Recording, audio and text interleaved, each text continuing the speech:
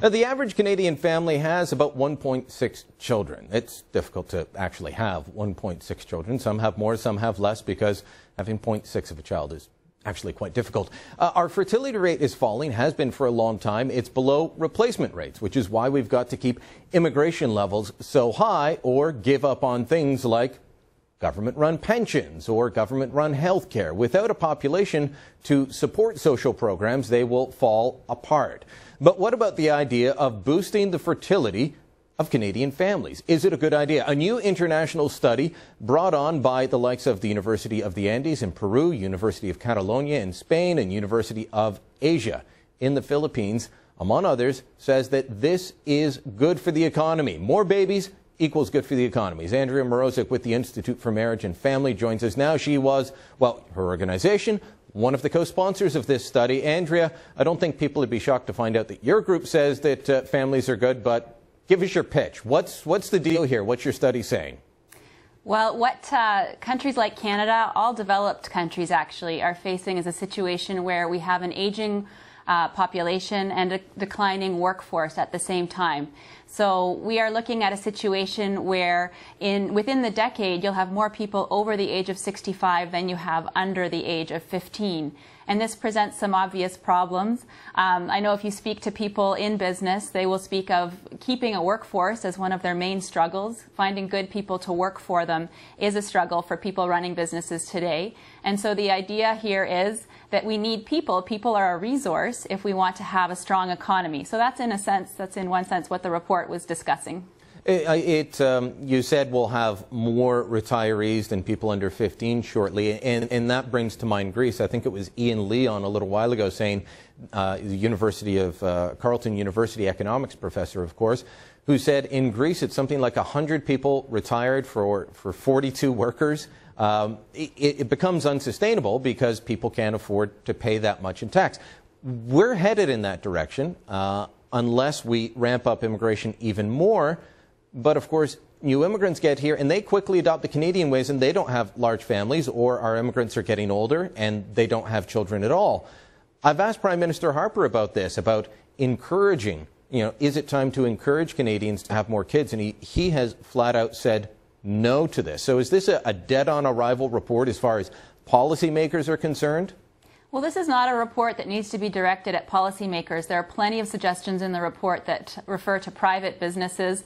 Some of the businesses that would benefit, right now we see that families spend a lot of money too. They are contributors to the economy in that way, in a different way.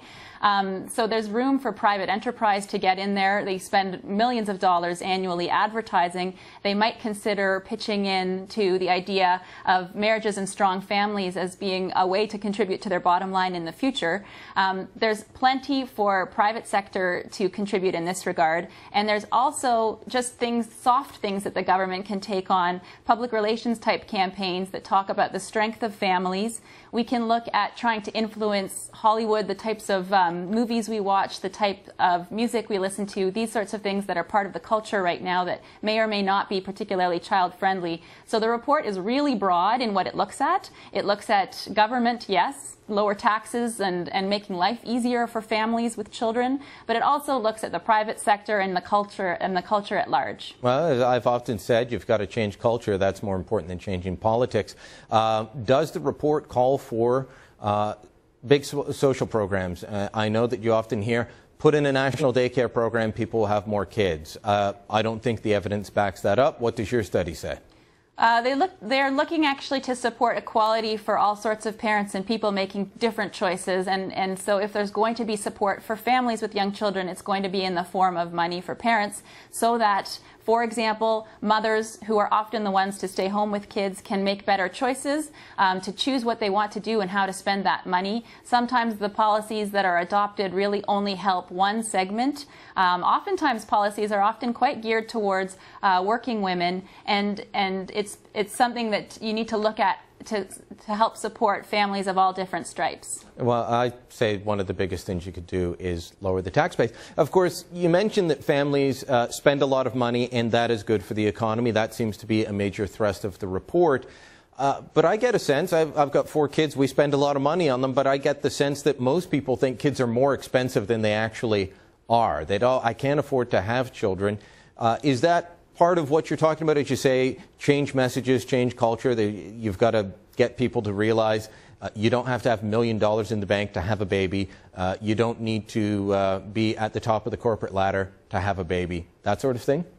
Well, it's difficult. The report is obviously looking at our population and the crisis that we're going to face as we try to support the sorts of social programs that we've grown used to, and as we see we have fewer and fewer children. It's hard to counsel people on how to rush out and have more kids. Simply having this conversation is part of it. And another part of encouraging people on that front is to see other families that have more than, the average number of children, more than one child, more than two children. When you see that that can be done, that it's possible, and people have lived to tell the tale, so to speak, then others might be more likely to do the same. Culture changing is a difficult business, however. All right, Andrea Mrozek with the sunny side of the argument. If you want to see the negative side, of course, just read Mark Steyn. Andrea, thank you very much.